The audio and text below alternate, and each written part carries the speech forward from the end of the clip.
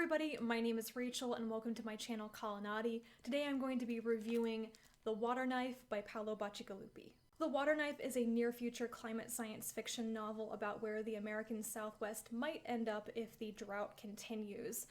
The aquifers have been pumped dry, rain doesn't fall, and the states of Nevada and Arizona are fighting each other's water rights to the Colorado River. This is a world or a situation in which entire cities can have their water cut overnight if their authority, their water authority, loses its rights to any water source. Texas and Mexico have fallen, and states have set up border patrols to prevent floods of refugees, and the American Southwest is basically being run by gangs, narcos, and water authorities fighting it out over water sources, and no one can get out unless they buy a really expensive golden ticket to somewhere else. The story opens with Angel, a water knife, cutting the water to Carver City when it loses a legal battle with the Southern Nevada Water Authority.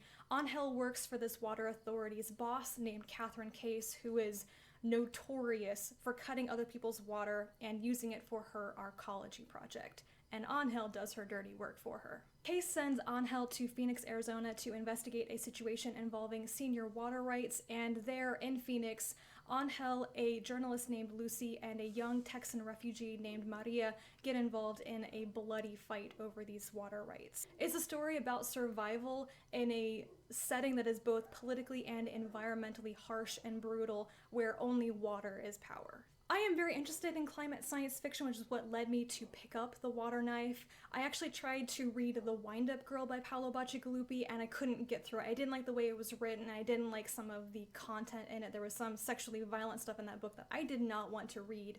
But I found The Water Knife to be a lot more palatable. I thought that the writing was quite good. I really enjoyed the writing in this one. It was like a fast-paced thriller.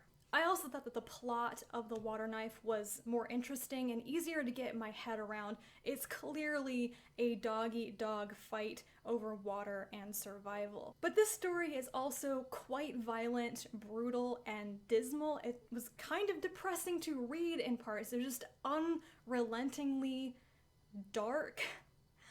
And all the characters are literally scarred and brutalized. No one seems to really trust each other. Everyone betrays each other or is betrayed. There's no happiness. There's no silver lining. There's no magical happy solution at the end of the story.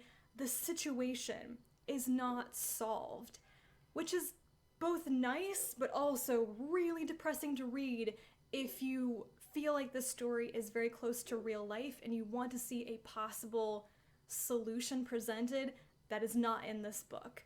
And everything feels terrible. What makes this book so scary to read, the violence aside, is that Bacigalupi clearly bases this story on a plausible future for the Southwest based on its current situation with the drought, with depleting aquifers and lakes, and with water usage cutbacks. Water is life for cities built in the middle of inhospitable deserts, and I can truly see why humans would rather fight each other over water rights and just make life miserable for everybody instead of trying to fix the problem and not even realizing how bad the problem is until it's far too late to do anything about it. I think that The Water Knife is an excellent read for people who are interested in climate or environmental science fiction. Just do be warned about the violent and kind of unrelentingly disturbing and depressing content in this book. The violence was one thing, but there's actually some more things that disturb me more, like a scene where a teenage girl prostitutes herself for the first time while high on drugs. I just really didn't enjoy reading about that. But the climate change part and how it changes the world and changes how people live was the most interesting aspect of this book for me. I truly believe that climate change is to my generation's science fiction what things like nuclear war was to my parents' science fiction. I think this is a very important topic to read about and for people to write about, and if you find it scary to read, then I can only hope that that would inspire some real world change.